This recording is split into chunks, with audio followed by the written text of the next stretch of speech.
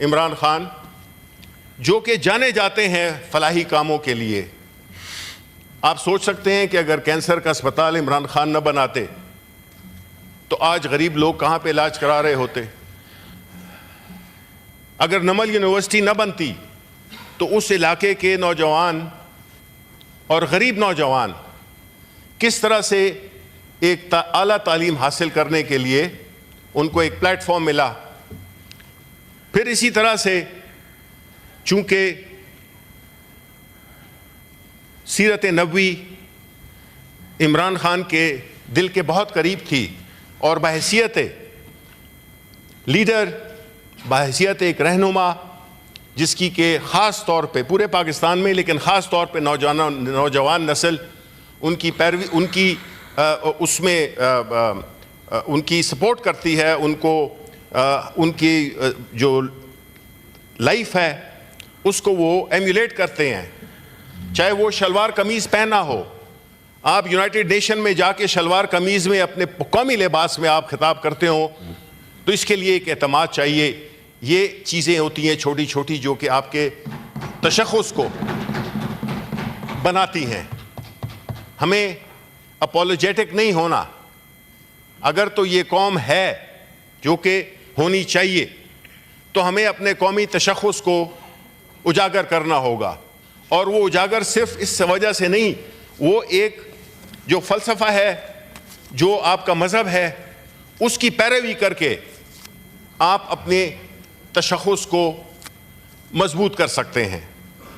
لیکن یہ کام جو کہ کبھی کسی پرائم منسٹر نے یا پرائم منسٹر نہ ہوتے ہوئے بھی یہ جو کام میں نے بتائے ہیں اور اس کے علاوہ اور کئی ہیں، ایک شخص اس کو اس بات پہ 14 سال کی سزا دی جاتی ہے کہ اس نے یہ القادر یونیورسٹی بنائی.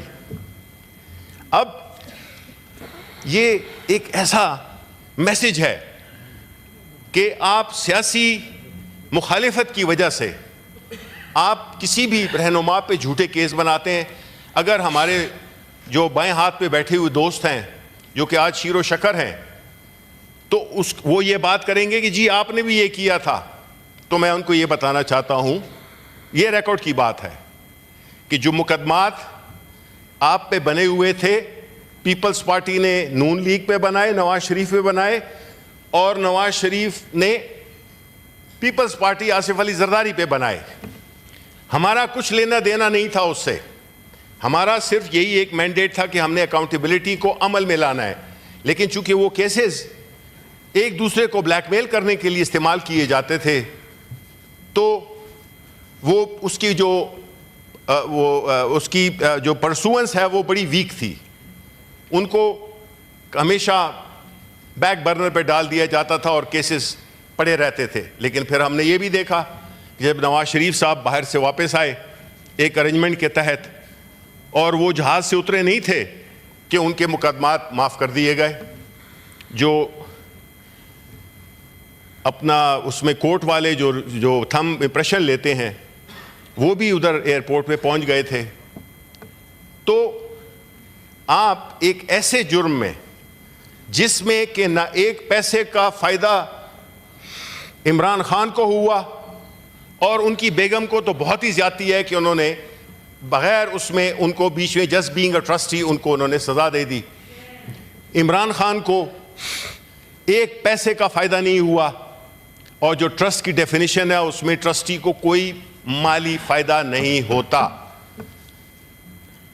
لیکن چونکہ مقصد تھا ان کو سیاسی طور پہ ان کے خلاف ایک ایسا سزا دینی کہ جس سے کہ ان کو سیاست سے باہر کر دیا جائے. دیکھیں سیاسی لیڈر جو ہے تو لوگوں کے دلوں میں جو رہتے ہیں ان کو کوئی پنشمنٹ، کوئی سزا جو کہ خاص طور پہ پولیٹیکلی موٹیویٹڈ کیسز ہوں اس پہ وہ دل سے نہیں نکالا جا سکتا.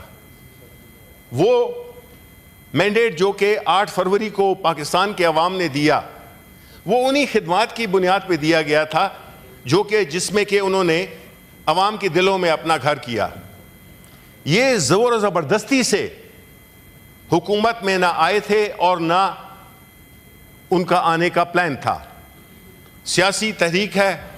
آپ سیاسی لوگ اگر اپنے آپ کو شمار کرتے ہیں تو آپ سیاست میں ہمارا مقابلہ کریں, آپ لوگوں کے دلوں میں اپنا گھر کریں. ہم آپ کی ہیلپ نہیں کر سکتے. آپ کو لوگوں کے مینڈیٹ کے ساتھ جب حکومت میں آئیں گے, اس میں آپ کو حکومت کا کرنے کا مزہ بھی آئے گا, ملک کے لیے بھی آپ چیزیں کر سکیں گے, آپ کی ریفارمز ہوں گی, اس کے بھی پیچھے عوام کا مینڈیٹ ہوگا, آپ کر سکیں گے. لیکن ہم شدید طور پہ مذمت کرتے ہیں ایک ایسے ایکٹ کی جس میں کہ میں اس کو کوئی مذہبی رخ نہیں دینا چاہتا, لیکن میں اتنا جانتا ہوں کہ پاکستان میں جو مدرسے ہیں وہ اپنا کام کر رہے ہیں, لیکن ایک ماڈرن فارم میں جس میں کہ یونیورسٹی القادر بنائی گئی, اور وہ ارینجمنٹ جو کہ ملک ریاض اور نیشنل کرائم ایجنسی یو کے نے آپس میں معاہدہ کیا کہ اس کو آپ نے سیکرٹ رکھنا ہے, اس پہ ہم نے کیبنٹ نے اس کو اپروو کیا. وہ پیسے بھی حکومت کے پاس گئے جو باہر سے آئے تھے, اور خان صاحب کو تو کوئی ایک دھیلے کا پیسہ کا فائدہ نہیں ہوا. ہم نے کوئی ذاتی محل نہیں لیے جس طرح کچھ پارٹیز نے لی ہیں. کراچی میں اتنی بڑی زمین بیچ کے اس کے عوض آپ کو لاہور میں ایک محل ملا. خان نے محل نہیں لیا, خان نے ایک یونیورسٹی بنائی, مفاد عامہ کے لیے بنائی, اسلام کی اسپرٹ دل میں رکھتے ہوئے بنائی. اس نے کوئی ذاتی فائدہ حاصل نہیں کیا.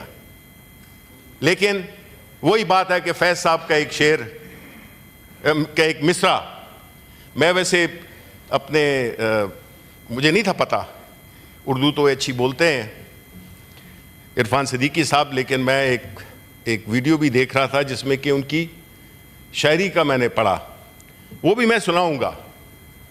دیکھیں, شعر لکھنا بڑی خوبصورت شاعری کی ہے آپ نے, لیکن اس سے زیادہ اہم ہے کہ آپ اس پہ خود تو کم از کم عمل کرتے, بیکاز جو باتیں آپ نے اپنی شاعری میں کی ہیں آپ بالکل اس کے مخالف سمت میں چل رہے ہیں. وہ کسی اور وقت میں آپ کو سناؤں گا, اور میں اپنے ساتھیوں کو بھی پتہ چلے کہ آپ اتنے اچھے شاعر بھی ہیں اور مزاحمتی شاعری کرتے ہیں آپ, جو کہ بالکل میرا خیال ہے کئیوں کو یہ بات پتہ نہیں ہوگی. تو ایسی صورتحال میں سمجھتا ہوں ڈپٹی چیئرمین صاحب کہ اس ملک میں اچھے کام کو سزا اگر آپ دیں گے, جس کی مثال قائم ہو گئی ہے, تو آپ مجھے بتائیں کہ کون اس ملک میں اچھا کام کرے گا, کون خیراتی کام کرے گا, کون فلاحی کام کرے گا, کون اسلام کے لیے, کون اسلام کو کسی کی ضرورت نہیں ہے. وسیلہ بنتے ہیں ہم, اللہ تعالیٰ ہی بناتا ہے وسیلہ, کہ کوئی ایسے ادارے بنا دیے جائیں جو کہ لوگوں کو کی رہنمائی کر سکیں, ایسے لوگ لائے جائیں, نئی جنریشن کو اسپیشلی. تو ہم اس کی بڑی سیریسلی اور بڑی پرزور طریقے سے ہم اس فیصلے کی مذمت کرتے ہیں. ہم اس کو اعلیٰ کو عدالتوں میں لے کے جائیں گے, اور ہم سمجھتے ہیں کہ عدالتوں میں اس فیصلے سے عدلیہ کے وقار پہ بہت بڑا ایک سوالیہ نشان آیا ہے.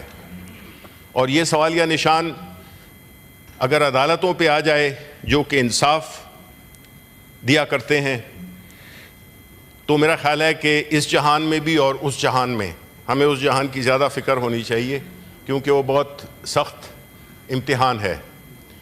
اور اگر ہم اس طرح کے اپنے ذاتی سیاسی مخالفت بغض کی بنیاد پہ, اور افسوس ہے کہ حکومتی وزراء تھکتے نہیں ہیں پریس کانفرنس کر کے کہ جی بڑا اچھا ہو گیا, بہت اچھا ہو گیا. یہاں پہ بھی ایک تھے ایک سیاسی, ابھی وہ ہے نہیں تو میں ان کے بارے میں بات نہیں کروں گا, کیونکہ جو مجھے ویلیو سکھائی گئی ہیں وہ مختلف ہیں جو کہ ان کو سکھائی گئی ہیں. ویسے شبلی فراز صاحب, آپ جو ایز اے اپوزیشن لیڈر بولتے ہو اور ہر وقت بول سکتے, اس سے پورا فائدہ آپ اٹھاتے ہو.